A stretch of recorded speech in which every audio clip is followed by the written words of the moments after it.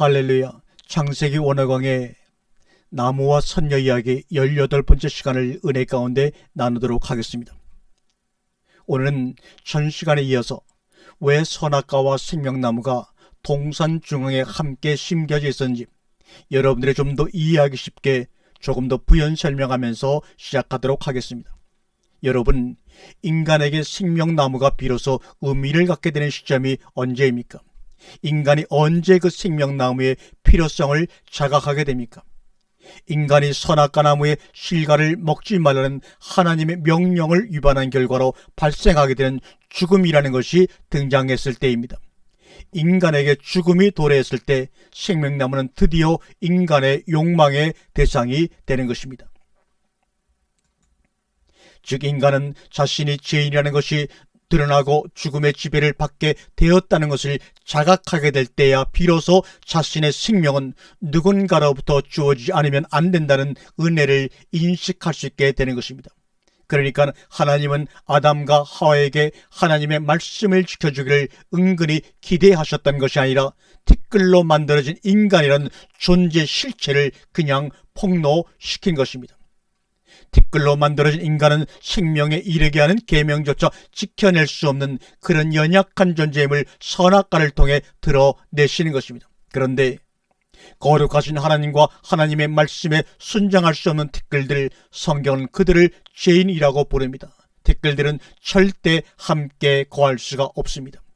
그렇다면 그렇게 티끌에 불과한 자들이 어떻게 생명나무의 열매를 먹고 하나님과 함께 영원히 거할 수 있죠? 그게 바로 은혜입니다.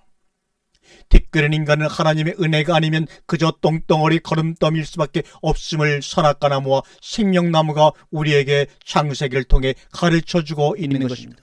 성경은 하나님께서 그저 그러한 티끌들을 어떻게 용서하시고 하나님의 아들로 만드시는지를 보여주는 책입니다. 하나님은 에덴 동산과 두 나무의 이 이야기를 통해 흙은 흙일 수밖에 없음을 폭로하시고 그 흙이 어떻게 하늘을 덧입게 되는지를 성경 전체를 통해 설명해 주시는 것입니다. 바울은 그 이야기를 이렇게 요약해 줍니다. 고린도전서 15장 48절 49절에 무릇 흙에 속한 자는 저 흙에 속한 자들과 같고 무릇 하늘에 속한 자들은 저 하늘에 속한 자들과 같으니 우리가 흙에 속한 자의 형상을 입은 것 같이 또한 하늘에 속한 형상을 입으리라. 하나님은 땅에 속한 흙에게 하늘을 덧입혀 주시겠다는 것입니다. 그런데 그 방법이 은혜라는 방법입니다. 로마서 4장 7절과 8절에 하나님께서 잘못을 용서해 주시고 죄를 덮어주신 사람은 복이 있다. 주께서 죄 없다고 인정해 주시는 사람은 복이 있다라고 말씀하고 있습니다. 에덴 동산에서 티끌인 인간의 정체가 폭로된 후에 모든 인간들은 생명나무 콤플렉스를 앓게 되었습니다. 선악과 나무를 통해 자신들의 정체가 폭로되었고 죽음이라는 것을 당면하게 되었음을 알게 된 인간들은 비로소 생명나무에 대한 욕구를 품게 된 것입니다.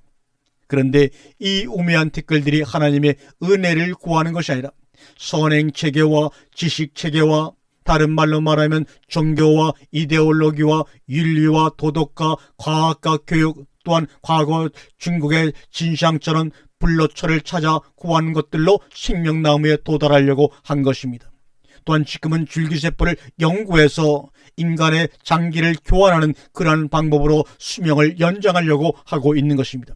그것들이 다 모여 세상이 말하는 힘인 것입니다. 인간들은 선악과로 인해 발생하는 생명나무 콤플렉스를 세상의 힘으로 소유함으로 채울 수 있다고 생각을 한 것입니다. 오늘도 그 티끌들은 하나님은 안중에도 없고 자신들이 하나님이 되어 행복을 창조해 내보겠다고 열심히들 뛰고 있습니다. 그게 바로 저주와 심판과 패배와 보잘것없음에 집합된 티끌들의 실체인 것입니다.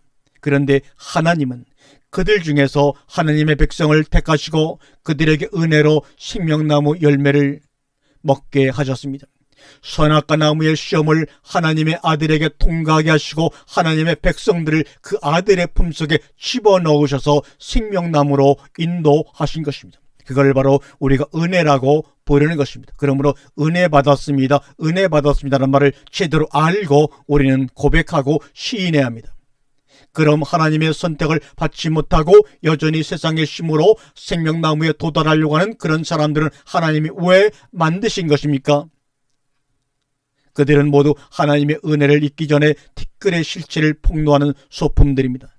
제 말이 좀 잔인한가요? 아닙니다. 그들은 여전히 동산 중앙에 선악과를 열심히 따먹고 있는 아담의 모습을 보여주고 있는 소품들입니다. 우리 언어 가운데 소품이란 단어 외에는 그것을 제대로 표현할 길이 없기에 다만 그 단어로 그것을 표현한 것입니다. 그들은 하나님의 백성들이 하나님의 은혜를 받기 전에 자신들이 어떠한 존재인지를 배우고 하나님의 은혜를 입어 영생을 얻는다는 것이 얼마나 엄청난 사건인지를 알게 하기 위해 동원된 소품인 것입니다. 이곳에도 아니면 이 방송을 듣는 가운데도 혹시 악이라는 것이 무엇인지 티끌에 불간자들 어떠한 자들인지를 드러내기 위해 소품으로 쓰이고 있는 분이 한 분도 안 계시기를 간절히 원합니다. 이렇게 선악과 나무와 생명나무, 이 두 그루의 나무가 지향하고 있는 것은 죽음 속에 숨겨진 생명입니다. 선악과를 먹지 말라는 창조주 하나님의 명령을 기어이 어기는 인간의 모습 속에서 우리는 자기를 지으신 창조주를 살해하는 피조물을 보는 것입니다. 만일 아담과 하와에게 하나님을 이길 수 있는 힘이 있었다면 그들은 자기들에게 명령을 하시는 하나님이란 존재를 분명 살해했을 것입니다. 아니라고요? 실제로 이 땅에서 그런 일이 일어나지 않았습니까? 바로 예수 그리스도의 십자가의 처형입니다.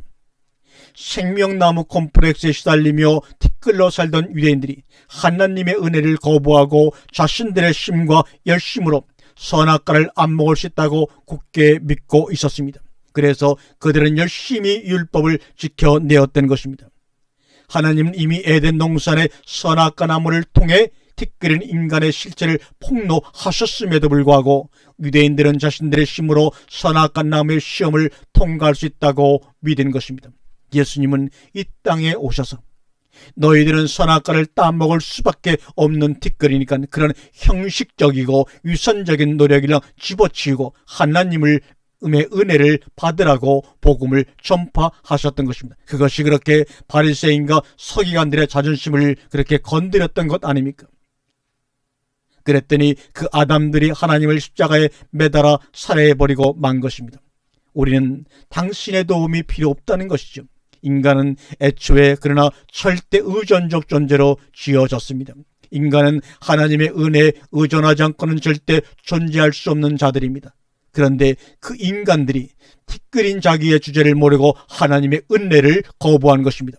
하나님은 그 주제 넘은 티끌들에게 살해를 당하심으로 자신을 살해한 티끌들에게 생명을 부어주시는 그 하늘나라의 삶의 원리인 사랑으로 하나님의 나라를 완성하시고 통치하실 것이라는 것이 선악과와 생명나무 속에 들어있는 메시지인 것입니다. 하나님은 에덴 동산의 선악과 나무와 생명나무를 잘라 예수 그리스도가 지실 십자가를 만드셨습니다. 그리고 그 두 나무에 예수 그리스도를 매달아 버리신 것입니다. 그 십자가 안에는 선악과 나무와 생명나무가 동시에 들어있지요. 그 십자가 안에는 선악과를 따먹어버린 지워지지 않는 주홍 같은 인간의 죄가 들어있지요. 그러나 그 십자가 안에는 빽빽한 구름에 사라진같이 동이 서에서 먹는 것 같이 그 죄를 하얗게 사함받은 하나님의 백성이 들어있습니다. 이렇게 에덴 동산의 선악과 나무와 생명나무에는 예수 그리스도의 십자가가 들어가 있는 것입니다. 우리 하나님의 백성들은 하나님의 은혜로 사는 것입니다. 하나님의 은혜로 산다는 것은 하나님의 말씀에 순종하며 산다는 뜻입니다. 우리는 티끌이라 절대 그 은혜의 삶을 누릴 수 없는 존재들이었는데 예수님께서 우리를 품고 그 선악과 나무의 시험을 통과하시고 생명나무의 열매를 드신 것입니다. 그래서 우리는 티끌이었던 아담과는 비교할 수 없는 참 생명을 가진 자들이 된 것입니다. 생명의 기원 정도가 아닙니다. 생명을 얻은 것입니다. 그 놀라운 은혜 앞에서 여러분이 하나님께 또 무엇을 더 달라고 요구하시겠습니까? 그 엄청난 선물 앞에서 여러분이 이 땅에서 잠깐 주어지는 여러분의 처지나 상황으로 절망하며 진정 낙담하시겠습니까? 성도는 자신의 처지를 바꾸어 달라고 기도하는 자들이 아니라 어려운 상황 속에서도 복음만 해서 그 처지를 이겨낼 수 있는 믿음을 달라고 기도하는 자들인 것입니다. 내 소원이 들어지지 않아서 울고불고 하는 자들이 아니라 왜 그 놀라운 십자가의 복음을 알고 있는데도 이처럼 작은 고난에도 인력 편주처럼 이리 흔들리고 저리 흔들리는가를 고민하시면서 애통해하며 오실 때 하나님이 여러분을 위로하실 것입니다. 얼마 전에 이런 이야기를 들은 적이 있습니다. 그 사람은 3대 독자의 외아들인데 자손이 귀한 집안이라 결혼하고 바로 아이를 가졌는데 몇 개월 후에 기형아 검사를 받아보니 아이의 다운 증후군 수치가 너무 높게 나왔다는 겁니다. 다운 증후군은 아이의 IQ가 50도 안 되는 정신박약 증세를 말하죠. 그리고 얼굴도 일그러져서 금방 정신치 않은 것이 드러나는 그런 병입니다. 그 집안에 이미 다운 증후군 병력도 있고 해서 의사는 낙태를 권했다고 합니다. 그러나 그 친구는 정중히 거절했다고 합니다. 그리고 기도를 부탁하는 글을 올렸습니다. 그분이 자기 브로그에 올린 기도의 내용은 이러합니다. 하나님, 저에게 닥친 상황을 굳이 바꿔달라고 부탁드리지 않겠습니다. 하나님께서는 당신의 자녀에게 가장 좋은 것을 허락해 주시는 것을 무림을 압니다.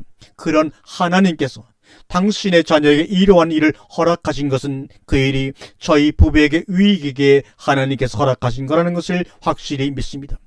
하나님, 그렇지만 지금은 저희 부부가 모두 그 상황을 이겨낼 믿음이 부족합니다.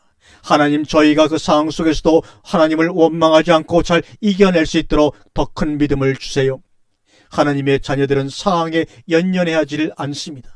하나님의 자녀들은 사건에 좌지우지되지를 않습니다. 하나님의 자녀들은 자신에게 허락된 상황과 사건과 조건 속에서 그 상황을 이겨낼 수 있는 믿음을 달라고 기도하는 사람들입니다. 나에게 보내신 나를 괴롭히는 저 사람을, 저 원수를 없애주세요라고 기도하는 것이 아니라 하나님, 저 원수의 핍박을 내가 감당할 수 있게 해주세요. 그리고 저 악당도 어서 예수 그리스도의 품으로 돌아오게 해주세요. 이러한 기도를 드릴 수 있는 실력을 하나님은 우리에게 요구하시는 것입니다. 하나님은 그러한 실력자들에게 더욱더 나은 성숙을 위해 감당할 능력과 함께 시험을 허락하시는 것입니다. 하나님은 우리의 일생 속에서 우리 자신과 우리가 가진 모든 세상의 힘들이 그저 티끌임을 경험케 해 주십니다. 그리고 오직 하나님만이 내가 의지할 힘임을 깨닫게 해 주십니다. 그걸 믿음의 성숙이라고 하는 것입니다. 그들이 하나님의 십자가의 은혜를 육신 속에서 경험하는 사람들인 것입니다. 하나님께서 병이 생길 때마다 그 상황에서도 흔들리지 않을 수 있는 믿음의 성숙을 함께 주신다는 것이죠. 주변에서 어리석은 사람들이 예수를 잘 믿게 되면 그런 고통과 시련이 다 물러간다고 말 같지도 않은 충고를 하며 그냥 웃어 넘기시기 바랍니다. 여러분, 우리 성도는 선악과나무와 생명나무로 이루어진 십자가의 비밀을 아는 사람들입니다. 하나님은 우리 성도들에게 너희들 이 세상의 티끌들에게 은혜를 입은 자들이 어떻게 사는지 좀 보여주고 오너라 해서 우리가 여기서 지금 이 생명을 유지해 가고 있는 것입니다. 돈이 많으신 분들은 많은 대로 그 자리에서 겸손함을 보여주고 가난한 사람은 가난한 자리에서 당당함을 보여주는 것입니다. 건강한 사람은 건강한 자리에서 하나님을 섬기고 병약한 사람은 병약한 자리에서 하나님 백성됨의 행복과 기쁨을 뿜어내면 되는 것입니다. 그게 바로 하나님의 자녀여 성도들의 삶인 것입니다.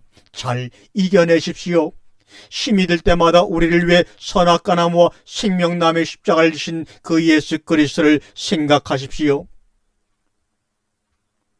사랑하는 여러분, 하나님께서 가나안에 들어가거든 여자는 물론이요 어린아이를 비롯해서 육축까지 모조리 죽이라고 명령하셨다면 그렇게 하는 것이 선입니다. 만일 도의적인 차원에서 아이들과 여자들과 값진 살진 가축을 살려두면 바로 그것이 악입니다. 하나님이 죽이라면 죽이는 것이 선입니다. 기생 라합처럼 비록 거짓말을 하고 나라를 팔아먹는 한이 있더라도 하나님의 뜻을 이루는데 관심을 두고 행하는 것을 선이라고 하는 것이고, 윤리를 따라 국가에 충성하겠다고 하나님의 뜻을 거스린 것을 악이라고 하는 것입니다. 우리 인간은 그렇게 하나님의 말씀을 잘 듣고 그 말씀에 순종할 때 선을 행하게 되는 것이고, 그때 비로소 참 인간일 수가 있는 것입니다. 내가 내 기준으로 선과 악을 판단하지 않는 것입니다. 그러한 절대 순종의 상태, 그 상태가 바로 선악을 모르는 상태인 것입니다. 내가 선과 악을 판단하지 않고 하나님이 선이라고 하는 것을 선으로 여기고 하나님이 악이라고 하는 것을 악으로 인정하는 것입니다. 선과 악은 오직 하나님만이 판별하여 결정하실 수 있는 영역인 것입니다. 그런데 인간이 선악을 따먹고 선악을 알게 되자 선과 악의 기준을 자기들 스스로 결정하기를 시작했습니다. 그래서 인간은 스스로가 선악의 판별자가 된 것입니다. 창세기 3장 22절에 주 하나님이 말씀을 하셨습니다. 보아라, 이 사람이 우리 가운데 하나처럼 선과 악을 알게 되었다. 이제 그가 손을 내밀어서 생명나무의 열매까지 따먹고 끝없이 살게 하여서는 안 된다, 이렇게 말씀하십니다. 사람이 선악을 알는 일에 우리 중 하나같이 되었다는 말은, 선과 악이라는 것은 하나님만이 판별을 하시고 구분을 하시는 것임에도 인간들이 선악과 열매를 먹게 되자 인간이 하나님처럼 스스로 선과 악을 구분하고 판단하기 시작했다는 것입니다. 그러니까 인간은 선과 악을 스스로 판별하고 판단해서는 안 되는 존재였던 것입니다. 다른 말로 인간은 하나님의 말만 잘 듣고 순종하며 살면 되는 하나님 절대 의존적 존재였다는 말인 것입니다. 그렇게 인간이 하나님의 말씀을 잘 듣고 선악과를 따먹지 않았을 때 인간은 생명나무의 열매를 먹을 수 있었던 것입니다. 그런데 인간은 티끌이요 거름더미입니다. 하나님의 은혜가 부어지지 않을 때 인간은 그야말로 똥더미에 불과한 존재인 것입니다. 그래서 인간은 하나님의 은혜를 입지 않고는 절대 하나님의 말씀에 순종할 수 없는 존재인 것입니다. 하나님은 선악과를 통해 바로 그 사실을 폭로하신 것입니다. 그리고 인간이 참 인간이 될 수 있는 길은 오직 하나님의 은혜 아래 있을 때에만 가능한 것이라는 것을 에덴 동산에서부터 가르치고 계신 것입니다. 그러니까 하나님께서 선악과 나무를 통해 인간의 불가능함을 지적하여 주시고 그 선악과 나무에서 실패를 통해 은혜로 주어지게 되는 생명나무의 필요성을 인식하게 만드신 것입니다. 그 원리가 그대로 율법과 예수 그리스도로 확대되어 보여지는 것입니다. 성경의 율법을 몽학성생이라고 하지요. 몽학성생은 여러분이 아시다시피 헬라와 유대사에서 어린아이가 학교에 들어갈 때까지 도덕과 윤리와 기초적인 학습 교육을 담당하던 가정교사 노예를 말합니다.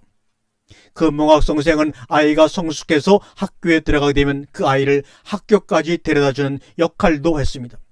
마찬가지로 율법은 그 자체의 목적이 있는 것이 아니라 하나님의 백성들을 예수 그리스도에게로 인도하는 역할을 하던 것이었습니다.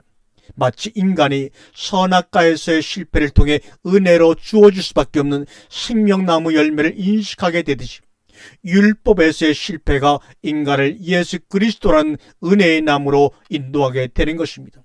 그래서 율법을 몽학성생이라고 부르는 것입니다. 선악과 나무와 생명나무 열매, 그리고 율법과 예수 그리스도를 잘 비교해 보세요. 인간은 선악과를 먹지 말라는 하나님의 명령을 도저히 애초부터 지켜낼 수 없었던 존재였습니다. 그런데 인간이 선악과를 먹게 되면 반드시 죽습니다. 그래서 인간의 힘으로 생명나무에 도달할 수 있는 자는 한 사람도 없었습니다. 그래서 하나님은 그 생명나무 열매를 먹게 하시려고 예수 그리스도를 죽이시고 그 예수 그리스도의 십자가로 생명나무에 이른 다리를 마련하신 것입니다. 그래서 하나님의 백성들은 은혜로 생명나무 열매를 먹은 사람이 된 것입니다. 그러니까 우리는 누구를 먹은 것입니까? 예수를 먹고 그리스도라고 하는 생명을 얻게 된 것입니다. 여러분이 예수를 먹고 그리스도라는 생명이 여러분 가운데 있기 때문에 여러분을 바로 그리스도인이라고 하는 것입니다. 똑같은 이치입니다. 하나님은 우리 인간들에게 율법을 주셨습니다. 하나님의 백성들은 율법을 지키지 않으면 죽습니다. 그런데 인간은 티끌인지라 도저히 그 율법을 지켜낼 수가 없는 존재입니다. 하나님은 그 율법을 통해 하나님의 은혜가 없는 인간이란 존재의 허망함과 보잘것없음을 폭로하신 것입니다. 선악과이죠. 그리고는 그렇게 자기 자신에게 절망한 자들이 예수 그리스도라고 하는 은혜를 사모할 수 있도록 만드신 것입니다. 그러니까 성도를 예수 그리스도께로 인도하는 몽학성생의 역할을 하던 율법이 바로 선악과로 미리 우리에게 보여진 것이고, 생명의 근원이신 예수 그리스도가 생명나무로 우리에게 창세기에서 보여주게 되었던 것입니다. 성경은 이렇게 티끌에 불과한 자들을 하나님께서 어떻게 보석 같은 하나님의 자녀로 만들어 내시는가를 설명하는 책입니다. 그 이야기가 창세기부터 요한계시록까지 하나님의 언약으로 채워져 있는 것입니다. 그러니까 성경 전편에는 내가 반드시 나의 은혜로 티끌인 너희들에게 생명나무 실과를 먹게 하겠다는 하나님의 언약이 흘러 넘치는 것입니다. 그래서 성경을 신약과 구약이라고 부르는 것입니다. 여러분, 우리가 이러한 하나님의 크신 사랑 앞에서 어찌 감격하지 않을 수가 있겠습니까? 그리고 그 엄청난 사랑 앞에서 무엇을 더 달라고 땡깡을 불릴 수가 있겠습니까? 여러분, 하나님께서 인간을 창조하시고 에덴을 창조하셨지요. 그러면 하나님께서 그 에덴을 창조하실 동안 아담은 어디에 있었을까요? 하나님께서 하나님의 백성들을 애굽에서 끌어내어 홍해를 건너가게 하시고 마른 땅에서 올라오게 하신 후 약속의 땅 가나안으로 끌고 들어가시는 모습과 아담이 흙에서 올라와 에덴 동산에 놓이게 되는 모습을 비교해 보세요. 정확히 똑같은 이야기입니다. 정확히 맞추면 하나입니다. 그런데 출애굽께서는 그 과정을 이렇게 기록하고 말씀하고 있습니다. 출애굽기 19장 4절에 나의 애굽 사람들에게 어떻게 행하였음과 내가 어떻게 독수리 날개로 너희를 업어 내게로 인도하였음을 너희가 보았느니라. 신명기 32장 10절과 12절엔 여호와께서 그를 항무지에서 짐승의 뿔이 있는 광야에서 만나시고 호위하시며 보호하시며 자기 눈동자같이 지키셨도다. 마치 독수리가 그 보금자리를 어지럽게 하며 그 새끼 위에 너풀거리며 그 날개를 펴서 새끼를 받으며 그 날개 위에 그것을 엎는 것 같이 여호와께서 홀로 그들을 인도하셨고 함께 한 다른 신이 없었도다 말합니다. 이렇게 출애굽기와 신명기는 하나님께서 하나님의 백성들 업어서 하나님이 약속하신 땅으로 인도하셨다고 기록하고 있습니다. 그러면 흙에서 올라와 창조된 아담은 에덴이 만들어지는 동안 어디에 있었다는 것입니까? 바로 하나님의 등에 엎혀 있었다는 것입니다. 하나님의 등에 엎혀 있었다는 것입니다. 우리는 티끌로 만들어진 인간을 등에 업으시고 여호와의 동산 에덴을 정성스럽게 만드셔서 그 티끌인 인간을 에덴으로 집어넣으시는 모습 속에서 하나님의 백성들을 위한 하나님의 구원이 어떠한 사랑으로 진행이 되고 완성이 될 것인가를 미리 창세기에서 보여주고 있는 것이 창세기 1장과 2장과 3장입니다. 그러기에 창세기 1장과 2장과 3장의 내용을 우리가 알고 깨닫지 못하면 온 성경의 그 아름다운 사랑의 이야기를 우리는 경험할 수가 없는 것입니다. 이렇게 우리는 에덴 동산에서도 요한계시록을 보는 것이고 그 크신 사랑으로 자기 백성들의 구원을 이루시는 하나님 아버지의 모습을 다 볼 수가 있는 것입니다. 그렇다면 이제 티끌에서 하나님의 자녀로 재창조된 여러분은 지금 어디에 계신 것입니까? 여러분은 지금 하나님의 등에 엎혀 계신 것입니다. 여러분은 지금 하나님의 등에 엎혀 하나님께서 재창조하신 새 하늘과 새 땅으로 들어가고 계신 것입니다. 여러분이 지금 어떠한 상황 속에서 살고 계신다 할지라도 여러분이 계신 곳은 하나님의 등인 것입니다. 믿으시기 바랍니다. 아멘. 내 상황만 바라보고 내 형편만 바라보면 여기가 정말 하나님의 등인가라고 하는 의심이 드실 수도 있을 것입니다. 여러분, 이스라엘이 광야에서 하나님께 얼마나 혼이 났는지 아세요? 그런데 하나님은 내가 광야에서 너희를 업어서 인도했다라고 말씀하십니다. 그 말은 우리가 당한 어떤 모양의 환난과 고통도 모두 우리를 완성하시고야 마시겠다고 하는 하나님의 사랑과 배려에서 주어진 것이라는 뜻입니다. 그러나 하나님은 우리를 징계하시고 연단하실 때에도 우리를 업고 계신다는 것입니다. 그러니까 늘 감사한 마음으로 여러분 지금의 상황에 만족해하며 잘 이겨나가시기를 바랍니다. 이기는 자가 되시기를 바랍니다.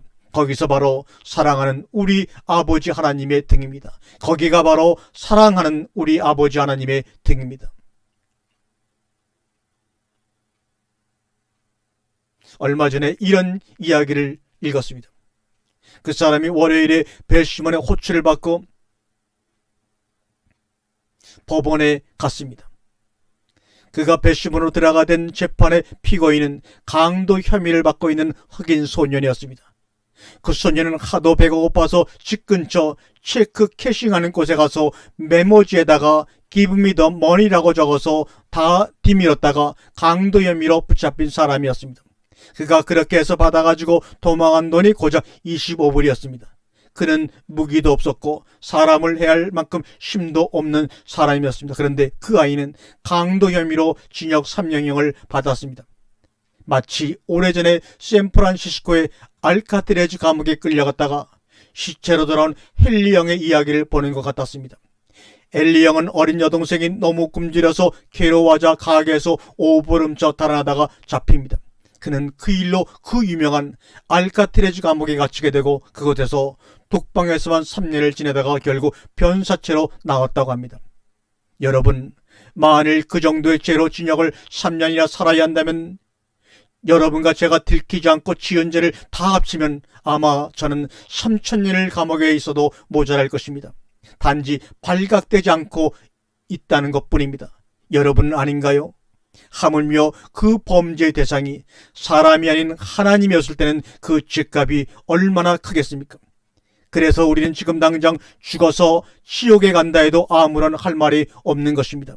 우리는 그렇게 그 선악과를 따먹고 죽을 수밖에 없었던 자들이었습니다. 그런데 이게 웬 은혜입니까? 어느 날 눈을 떠보니 나를 등에 업은 사랑의 하나님께서 생명나무의 열매를 4배 물려주시며 먹어라 먹어라 하십니다. 그리고 간수들을 보내어 우리가 갇혀있던 그 죽음이라는 감옥에서 우리를 이끌어내 주셨습니다. 그게 바로 에덴 동산에 숨어있는 복음의 이야기요 나무와 선녀의 이야기인 것입니다.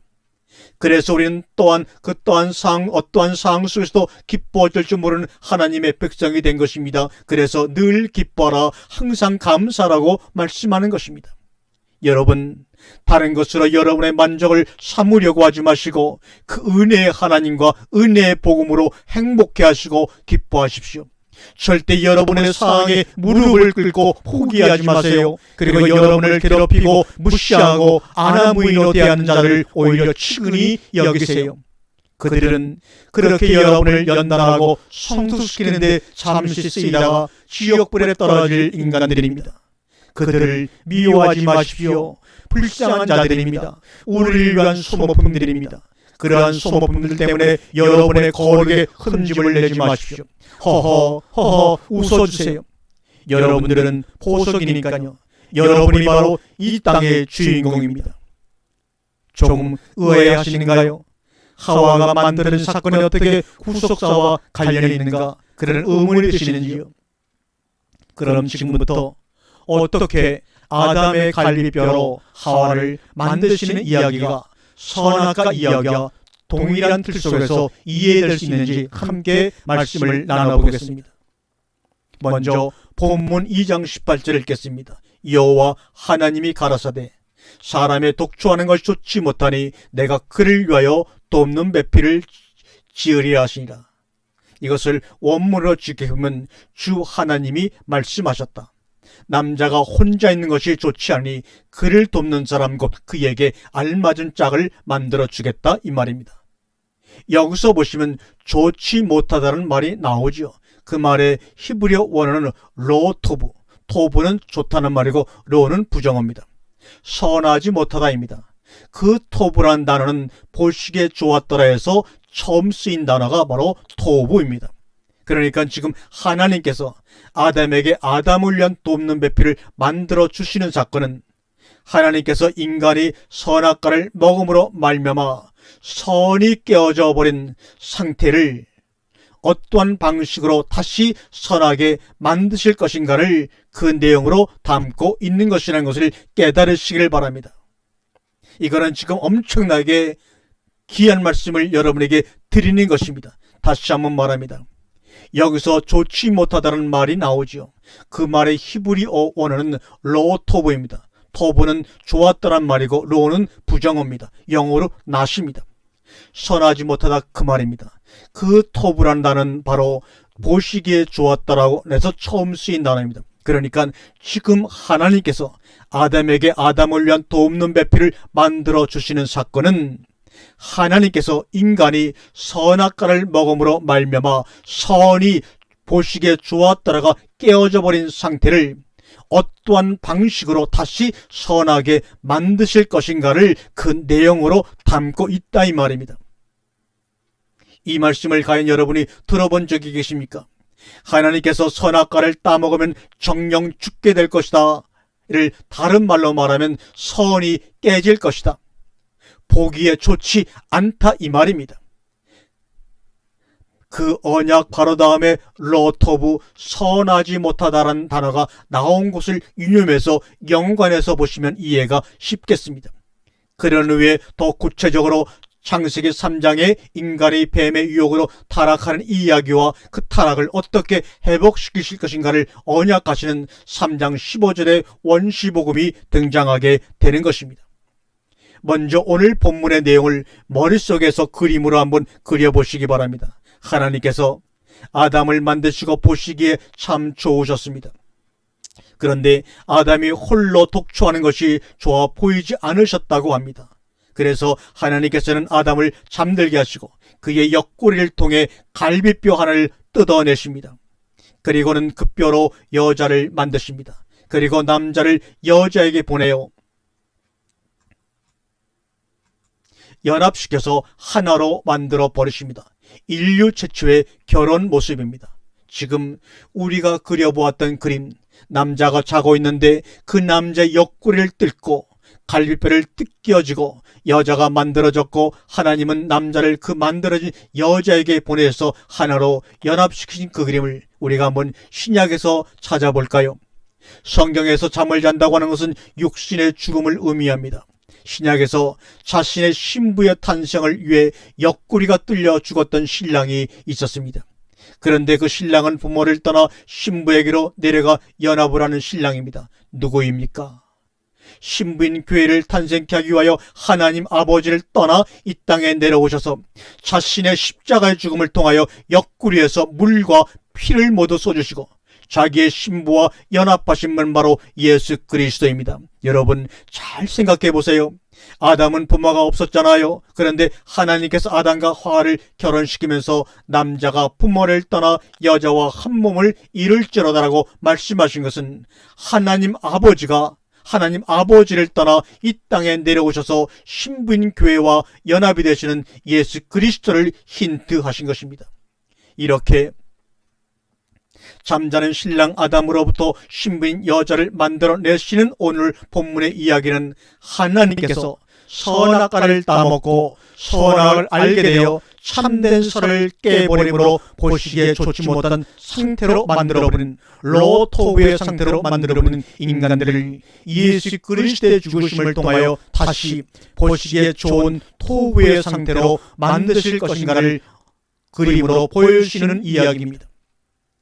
증거를 대드릴까요? 하나님은 많은 곳에서 당신을 우리의 남편이라고 표현하십니다. 한번 읽어보겠습니다.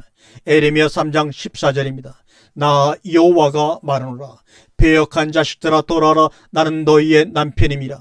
내가 너희를 성읍에서 하나와 족속 중에서 둘을 택하여 시온으로 데려오겠고 이사야 54장 5절에 이는 너희를 지으신 자는 내 남편이시라. 그 이름은 만군의 여호와시며 내 구속자는 이스라엘의 거룩한 자시라. 온 세상의 하나님이라 칭함을 받으실 것이며 마태복음 9장 15절에 예수께서 저에게 이르시되 혼인집 손님이 신랑과 함께 있을 동안에 슬퍼할 수 있느냐. 그러나 신랑을 빼앗길 날이 이르니 그때에는 금식할 것이니라. 고린도서 11장 2절에 내가 하나님의 열심으로 너희를 위하여 열심을 내노니 내가 너희를 정결한 처녀로 한 남편인 그리스도께 드리려고 중매함이로다. 아멘. 하나님께서는 인간이 타락을 하고 하나님을 떠나버려 선이 깨져버린 상태를 아담이 독초하는 것으로 묘사하신 것이고, 그 깨져버린 선을 회복하는 방법으로 당신 자신의 죽음을 택하셨다는 것을 잠자는 아담의 갈비뼈로 신부가 탄생하는 장면으로 창세기에서 이미 보여주고 계신 것입니다. 다시 한번 반복합니다. 하나님께서는 인간이 타락을 하고 하나님을 떠나버려 선이 깨져버린 상태를 아담이 독주하는 것으로 묘사하신 것이고, 그 깨져버린 선을 회복하는 방법으로 당신 자신의 죽음을 택하셨다는 것을 잠자는 아담의 갈비뼈로 신부가 탄생하는 장면으로 창세기에서 이미 보여주고 계신 것입니다.